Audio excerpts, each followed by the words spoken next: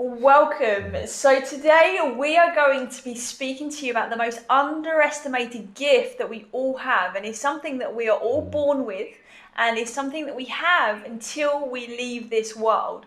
And it's so important that in some cultures they actually teach their children how to do this effectively before they even teach them how to read and write, and that is to breathe.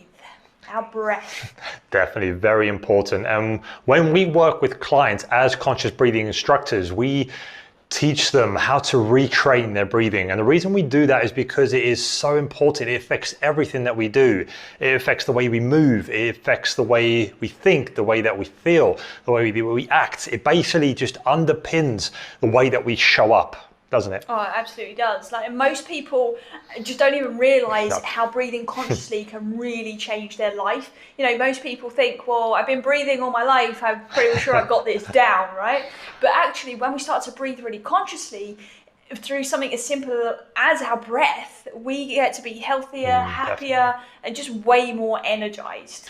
Definitely, guys. And I remember when I first started kind of breathing, and I don't consciously right? breathing. Yeah, definitely. I don't mean breathing as since I was born, but when I started consciously actually focusing on my breath, amazing things started to happen for me. The tension I was feeling in my body started to relax and release. I had chronic pain in my back for 4 years, which literally just completely disappeared and have never returned to this day, which is just absolutely amazing. And by doing this, it's helped me become more focused and more connected with my body and what my body actually needs. And the reason this happens is because when we breathe into our body, okay, with the right intention. So when we breathe in with the right intention, we can actually influence the physiology of our body. Yeah, absolutely. And when we're talking about like breath work, because you might have heard the word breath work being floated out and about, like it seems to be a bit of a trend coming through at the moment, which is awesome because it means more people are becoming aware of their breath. What that really means is it signifies us working with our life force energy. And that life force energy is literally that energy that helps us feel alive, right? It's what animates us as human beings and allows us to have this experience. And our breath is the biggest part of it. So there's so much more to breath than what meets the eye, isn't there? Oh, definitely. There's so much more. The breath helps to activate different experiences in our consciousness, and it really helps to create different physiologies. So think of your breath as the CEO of your body, as an example. So everyone knows what a CEO is. It's the top guy at the company that everyone reports to. So within the company, you've got different departments. The same in your body. You've got for example, your digestive system. You've got your thought processes. You've got your emotional states, your spiritual states. All these are departments within the body or within your being, and your breath controls and kind of connects all these together. So if your breath as your CEO isn't working correctly, so if it's not leading correctly, the other departments around it are going to start to crumble and fall apart, and the whole company as a whole won't function properly. And that's the same what happened to your body.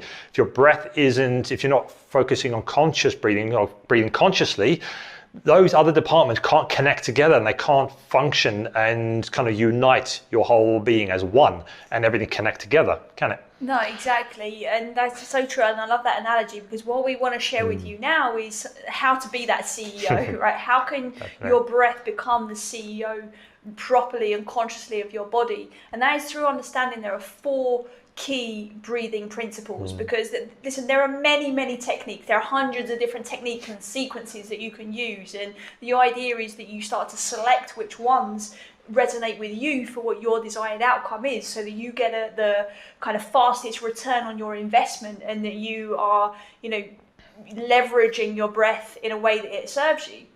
So these 4 breathing principles are always true regardless of the sequence or the technique that you choose. Okay, so this is kind of like layer 1, this foundation of your breath. So these 4 principles, okay, which I'm sure you'll be able to relate to, are breathing in through the nose and out through the nose, breathing in through the nose and out through the mouth, breathing in through the mouth and out through the nose, and breathing in through the mouth and out through the mouth. That's a mouthful. We got it, right? we got it. But we literally can't breathe in and out of any other place, right? So that's why those are the 4 key principles of breathing. Definitely. So we're going to kind of break those down now and just kind of let you know what experiences you can create through using those 4 principles. So the first one that Charlotte mentioned is breathing in through the nose and out through the nose. Now this breathing principle helps to energize you, helps to create life force energy. And how much energy that creates depending on the pace and speed that you actually breathe at. So you can breathe in, for example, in for 5 seconds, in through your nose for 5 seconds, and out through your nose for 5 seconds. And this helps to create a more sustainable and balanced life force energy. If you do it consistently. If you do it consistently, definitely got to practice it. And if, for example, you kind of speed that pace up and you breathe in and out through the nose on a much faster process like Charlotte's doing here, so you go in and out quickly, this increases that energy and gets you really psyched up in that, and takes your energy to a much higher level to help you get ready for whatever you're doing.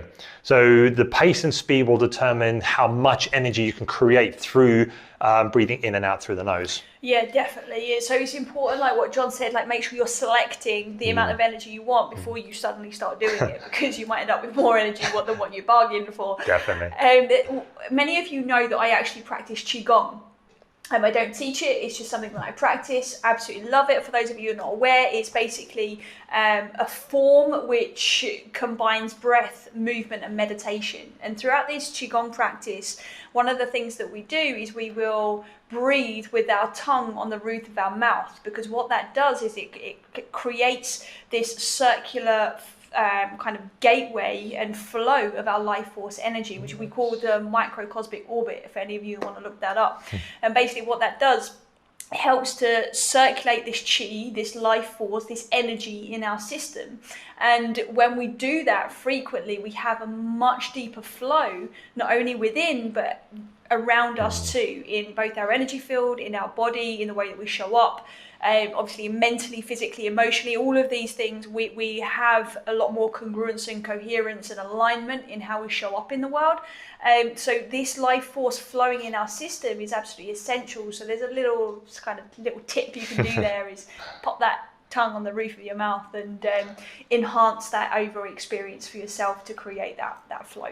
Nice, definitely. So we're going to move on to the second breathing principle now, which is the breathe in through the nose and out through the mouth. This is a kind of a common one that a lot of people tend to do, but the reason why this is good and what experiences can create is it can help ground you. Okay, it can help create an experience of calm and being more centered, can't it? Yeah, this is my favorite, right? A lot of people tend to be kind of very much like in their head and overthinking because we live in such a fast-paced, busy world, and most of the time people need to ground themselves and recenter, which is why we feel so good when we go out and get some fresh air, or when we go out barefoot in the sand or in the grass. It brings us back to our center, and this breathing principle helps us to do that too. And it's something that creates what we call a heart-mind coherence within us. And that again in turn helps us to be more aligned and to show up with a strong, resilient energy that is calm, that keeps you in a very resourceful space. So it's a great one to do if you suffer from high stress or anxiety. Get yourself into breathing in through the nose and out through your mouth. Do that repeatedly until you feel your body and your mind and your heart start to calm, and immediately you'll feel the benefits of that principle. Nice. So breathing principle number 3 we're going to speak about now is breathing in through the mouth and out through the nose. Now, this is not a common one that most people do. Most people probably never even kind of thought about doing this. Yeah, it feels weird it does feel, well. yeah, it definitely feels weird at first, but the experiences it can create, it just helps to give you access to that soul energy and that higher consciousness. Okay, you kind of get that floaty, free feeling when you do it. You get, it helps to take you out of your mind and out of your body. Yeah, definitely. This is a great one to practice if you're meditating or about to meditate, or if you're doing during a meditation practice, because it will literally just help you to get, like John said, get out of the body, get out of the mind. So again, if you're somebody, especially in the beginning, and you're learning how to meditate and you're struggling and you're just constantly got these thoughts going on and you're thinking, oh my God, can I do this? How do I do this? I'm not doing it right. If you've got all this chat going on in your mind, practice that breath, because that breathing principle will really, really help you perfect and enjoy, I think, your meditation practice a lot more too. Definitely, guys. And our last breathing principle we're going to talk about is in through the mouth and out through the mouth. Now, this is a common one a lot of people do. And it can help release tension in the right situations. But most people tend to hyperventilate a lot and use this breathing principle throughout most of their day. Yeah, definitely. It's very common for teachers or speakers to experience this breathing because they are obviously constantly having their mouth open and closed, and when we speak we tend to breathe more through the mouth, so it's common for those professions or those behaviors, and so watch out for that one if this is you, because there's a strong chance you need to balance that out with some grounding, grounding breath, which is in through the nose, out through the mouth.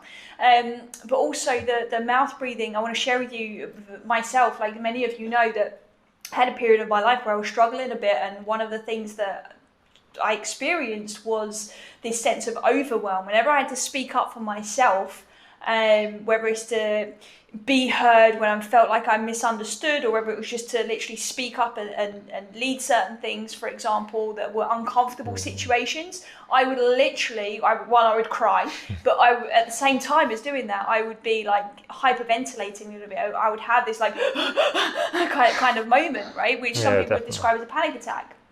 So the key here is you don't want to encourage it. When you're feeling like that and you're in that situation, the last thing you want to do is start to concentrate on consciously breathing in and out through the mouth. If you're in that moment, what needs to happen is you need to move into a grounding breath. So in through the nose, out through the mouth. In those stressful moments where there's a lot of tension going on, you need to go into that calm, centering breath. Okay? But breathing in and out through the mouth isn't necessarily a bad thing, It's just important that we practice it when we are in a calm state, because then we can release tension, when we are in a resourceful space. So I always use this example with my clients. I always say to them, listen, you brush your teeth every morning, don't you? And they're like, yeah. And then I'm like, okay, why do you do that? So I don't have problems with my teeth. It's like, exactly, right? You don't wait for a toothache before you start brushing your teeth, do you? Nope. Right? Most people will be brushing their teeth, so they never get a toothache. It's the same with our breathing and staying in resourceful states. If we can practice and train our system to be in that resourceful state as much as we possibly can, we will never experience that hyperventilating, panic attack, anxiety mode. Because our system will be so resilient that it won't even need to go there. It will know what to do intuitively. And that's what we're looking for with this breath. Definitely, guys. And the key to think of now is to choose the outcome that you want. So this is where it comes into, you've got those 4 principles there. So choose the outcome you want, and then choose the breathing principle that matches that outcome. Very important, because there's a lot more to breathing than what we've just discussed, but this is the foundation, it's the starting point for you to build upon and take your breath up to that next level. Once you've mastered what we've spoken about, then you can kind of play with different breathing sequences, different breathing techniques, different breathing paces to really take that breath work and, just up to that much, much higher, deeper level. Yeah, definitely. And guys, please remember that with anything that we talk about, and pretty much anything in life, it's with practice that we can improve, right? And the more we practice and we train ourselves to breathe consciously, the more automated things will come, right? And you won't have to be so conscious all the time. And remember, we said in the beginning, our breath is with us from the moment we're born until the moment we leave this world, right? So it needs to become our best friend. We need to just train it in such a way that you're there for each other. Set your system up for success by just taking some time to be conscious about how you're utilizing it. And it will be there for you when you are having some difficult times or stressful times or times where you need to be really intentional and clear and focused. Then your body will have your back and it will literally be there. Definitely, guys. And what we want to do now is share some tasks with you that will help you to experience these 4 breathing principles as a starting point for you to work on. So task number 1 is using the breathing principle in through the nose and out through the nose. So nasal breathing only. And an example when you can use this is when you do your next workout. You go to the gym, you go for a jog, you go for a walk. Yeah, anything like that where you're moving, you're exercising, is throughout that whole period. So when you start to when you finish your workout, is try practice just breathing in and out through the nose as much as you can. Okay, it might feel very awkward and weird at first, but you'll be surprised how quickly your body gets used to it. Yeah. And your energy would be sustainable. Your energy, throughout, it helps to keep your energy sustainable and really kind of reduces that fatigue. And another situation you can use this in is, for example, if you're at work, you're doing a project or you're about to go into a meeting and you need to, like we said earlier, is hype yourself up and get yourself to that higher energy and generate more energy, is then you can switch to, again, nasal breathing, but faster, like Charlotte did earlier when you're going. So you do that at least 10 times as a minimum, just to kind of get that energy hyped up to a much higher energized level. Yeah, it's like a pump. Yeah, and just see how you feel. Okay, so that's task number 1, in through the nose, out through the nose. Breathing principle 2 to practice here as a little task for you is the centering one. Okay, so in through the nose, out through the mouth. Okay, do this 10 times, and we advise you do this first thing in the morning, every morning when you wake up. Okay, it will really allow your body to start off in a nice congruent state. And then also, if you need to, and if you're feeling stressed or anxious in any way throughout the day, utilize this breathing technique as well. So in through the nose, out through the mouth, and just continue doing that until you feel calm again. Definitely. And breathing principle number 3 is in through the mouth and out through the nose. Okay, might be a very new experience for a lot of you. And this one's good to do just before you go to bed. Okay, and you want to do this 10 times. So in through the mouth, out through the nose. 10 times, obviously straight after each other.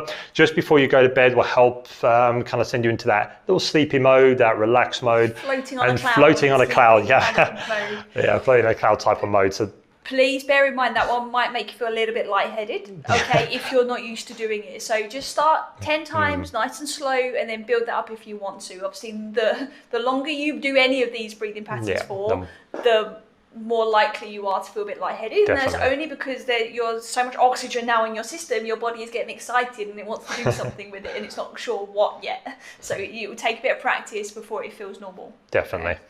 All right, so the last breathing principle task for you here is the 4th one, which is breathe it in through the mouth and out through the mouth. And this is something that we suggest you do before the one that John just mentioned. So you maybe get yourself into bed, you breathe in through the mouth, out through the mouth 10 times before you then breathe in through the mouth and out through the nose, because that's going to help to release that tension from your system, so you get out of your mind and out of your body. You can go into this nice sleepy state, and that will set you up nicely for a very, very nice sleep.